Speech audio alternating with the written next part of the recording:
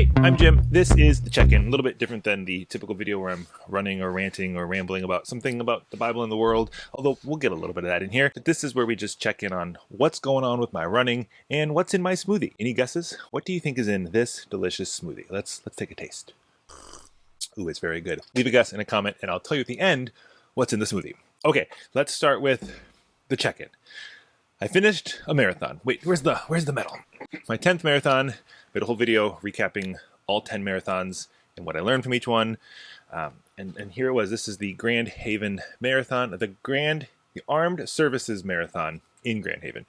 This was a tough marathon, mainly because I was not as ready for it as I would have liked. I was using this as a fitness check-in. I'm pacing a marathon in October in Grand Rapids. I'm going to be the 9-minute mile pace group. And this was my how close to that fitness am I now test. And the answer, not. So I went out to run a 9-minute mile for the whole thing. First 12 miles, I was looking great. I was a little hot on every mile. Did 8 minutes on the first mile. And then I scaled it back, 8:30, 8:45, 8:50, right around there. And then hit like 9 at mile 12. And then 9:50. And then like 10:30. And then I was taking some walk breaks. And I was like, I am not feeling it. And that's okay. You can watch the video. I talked about that there. The training block is largely the reason for that. You know, what you put in is what you get out is kind of the principle in all of life, I think, except maybe quantum physics. That might be where it breaks down. But when it comes to training for a marathon, what you put in is what you will get out. And I had an idea last training block. I was going to do a weekly long run, which I did about half the time. And then I was going to do easy runs throughout the week, which I did some of the time. And then I was going to do strength training, which I did more than I've done in the past, but still not very much. My whole idea was I was going to give up the kind of speed training, tempo runs, like faster running for strength training. And I didn't follow through on that trade. So as a result, I was able to run the marathon, which is impressive, and I'm going to just celebrate that, because that was obviously the thing you're actually trying to complete, is crossing the finish line. And I could do that, just didn't do it as fast as I thought I would have done it. And I know why, because I didn't put the work in to be able to have the fitness to pull it off. There's also a bit of mental game. It's a long time running 26 miles, and the course that this marathon was on was a half marathon out and back course. So I ran it out and back, out and back. So that's just a lot mentally. And then like the last mile of it, you're kind of in this back road behind this stadium track where you start and finish on. So you're like seeing and hearing the finishers, and you're like, I am not there yet. And so there's a lot going on, which is why when you're training for a marathon, the long run is really a mental game as much as a physical game. But the training block did not go as I had wanted. I kind of had this rhythm of a couple good weeks, a couple bad weeks. And by bad weeks, I just mean I didn't get my long run, didn't get a lot of runs, largely due to like family traveling, kids being sick, something happening. Just, running revolves around life. Life doesn't revolve around running, at least in my world. So that was the last training block, what I learned, what you put in, what you get out. Pretty obvious. So what am I going to put in the next training block? Haha, glad you asked. So I've currently got kind of 2 training blocks started. One of them begins tomorrow, Monday. Today is Sunday, May 24th. It's Pentecost Sunday, if you're into that. We're in red. This is a little Casey Neistat red. I'm going to do kind of a mini training block and then my marathon training block. I got a little bit of training for a local half marathon in our town called the Volkslauf. It's a German word because it's a little German town, Frankenmuth. It's great. If you're here on the 4th of July, you should come run the Volkslauf. There's a 5K, 10K half marathon. The half marathon goes right by our house. We're at mile 10, I think, or so. And my wife and kids are out there cheering people on. It's a lot of fun. I run it every year, except for the year I had COVID. That was not the year to run. So I got a little bit of training with that in mind. So I'm going to be doing weekly 13-mile long runs, because it's a half marathon race. And then I'm going to add in a weekly interval session. So where I run really, really fast, just to waken that part of my body up. And strength training is going to be a thing. I got some accountability. My friend Lauren over on TikTok is checking in to make sure I'm doing my strength training. I'm posting strength training videos when I do it there. My wife is phenomenal, so she's super encouraging. She's great at strength training. I need to catch up. So that's going to happen. I say it with so much confidence. It is. This is going to, after this half marathon, I'm going to have another check-in video. and I'm going to tell you how much strength training I've done. And the answer is going to be a good number. Right, future Jim? I hope so. Let's come back to that. So I'm doing a little mini training block for this half marathon where I'll have some easy runs, one intentional faster interval tempo run.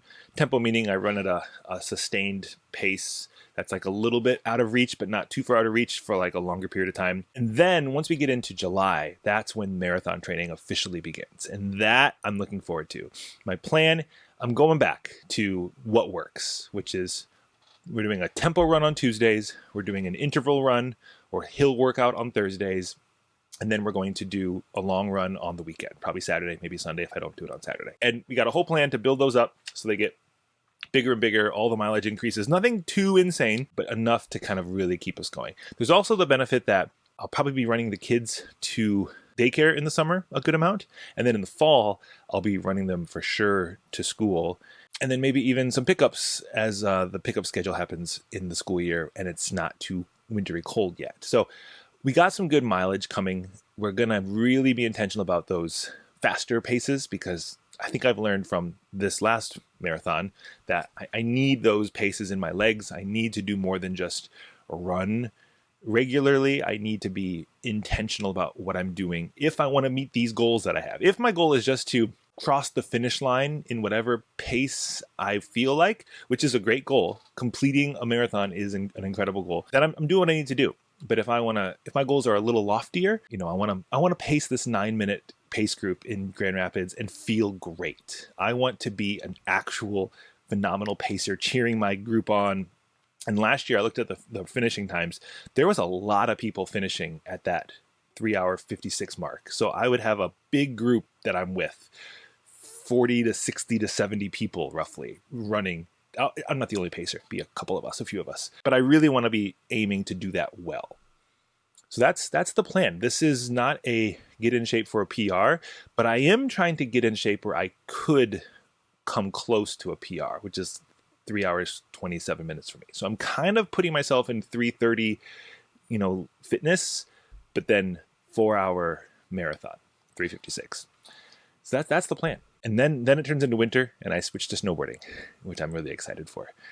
And then next year, so I'm already thinking even further ahead, in 2027, the plan is to do some trail running. We're going to go back to the trail festival we went to a couple weeks ago. I made that Theology of Trail Running video. I'm going to do the 50K, which is twice as far as I went. So I got to actually make sure that strength training happens so my legs can handle all the hills twice. And then my wife and I are both planning on getting right at the front of the registration for the North Country Marathon and Half Marathon in Michigan, one of the best trail races in Michigan. It sells out every year really quick. So she wants to do the half. I want to do the full. And that would be in August. So there'll be another marathon somewhere in there, spring, late fall. But I got some plans. And I like that my plans aren't run as fast as I ever have. It's run in new ways, pacing people, trails. And maybe that's if you're still with me, that's the thing I'm really learning from this process. Yeah, what you put in is what you get out. That's a basic principle in everything in life. I mean, when it comes to your community you're a part of, what you put in is what you get out. Your relationships, when it comes to your spirituality, when it comes to your education, when it comes to just what you can do in the world, what you put in is what you get out. So what are you putting in?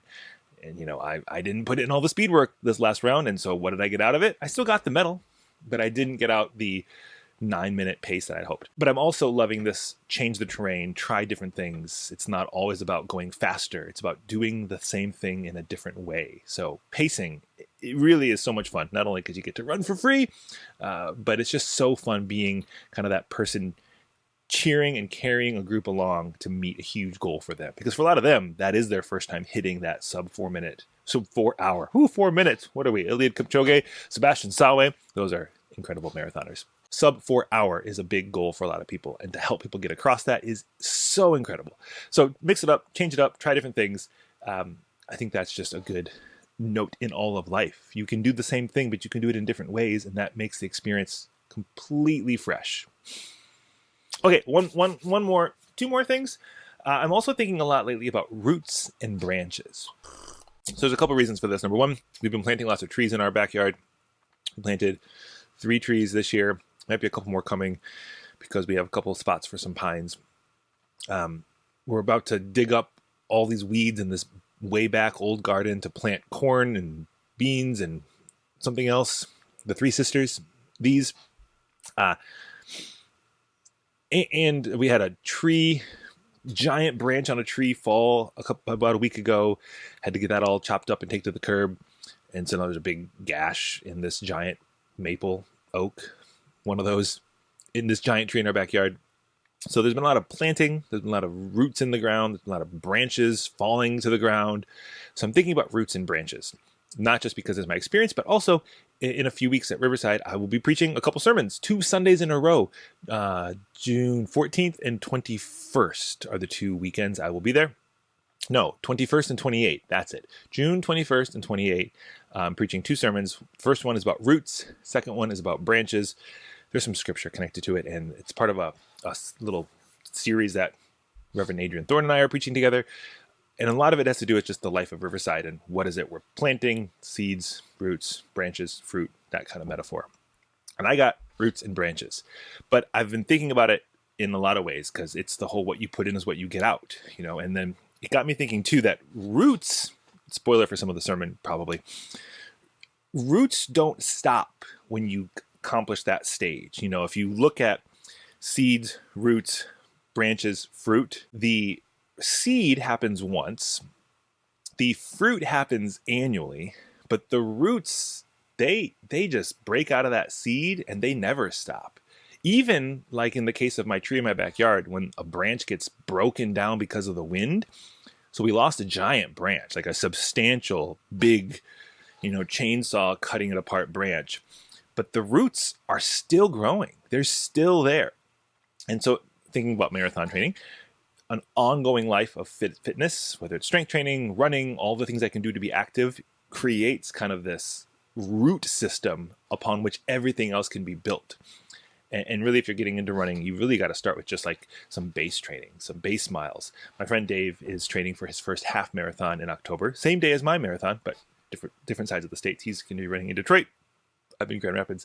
And so we're talking a lot about what does he need to do now, even though his training hasn't officially began. It's like getting out there for at least 2 runs a week, maybe 3 runs a week, getting distance varying so you can have the root system in place that you can then support the whole tree on. Because if you don't got good roots, the tree is going to tip over. I mean, that's the thing that keeps these trees solid in the midst of the wind. A branch might break, but the tree still stands because the roots are what is holding it all together.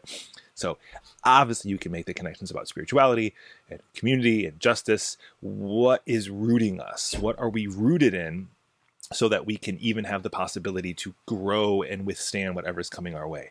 That's true for just you as a person, all the things in your life. What's the root system that's keeping it all together? And then there's this whole like mycelium network. I forget the exact word. This system of little microscopic mushroom tunnels that connect the roots and all the trees all around, which is my favorite part of trees and roots. So then there's like not only what are you rooted in, but how are you connected to other rooted systems? You can think about learning our history is connecting to literally our roots, you could say, and we are creating the roots for the next generation. There's a whole, the metaphor just keeps metaphoring. So I'm thinking about roots and branches, and then branches, the things that keep extending and growing, and they offer a different kind of support. While roots support the tree, the branches support so much activity that the tree can make possible, whether it's homes for animals, squirrels and birds, swings for my kids, something to climb on and just explore. The branches have to have a certain strength in order to support the activity as well. So it's obviously all interconnected, but you need the one and then you need the other.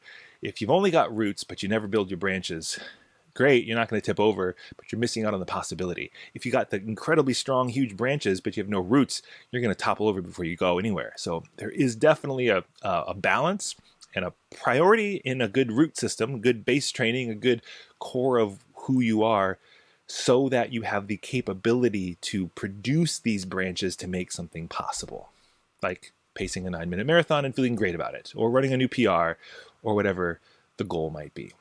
And then there's fruit, which is a whole other thing that you get for a season that's delicious, and the metaphor goes on. So there's what I've been thinking lately about roots and branches and how it connects to running and life and spirituality and all that good stuff. One last thing after I drink some smoothie.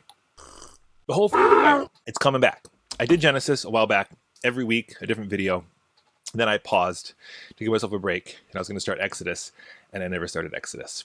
I'm doing it. This video is my declaration of Exodus. So look for those probably on Thursdays is my goal, to have a weekly video going through the book of Exodus, section by section.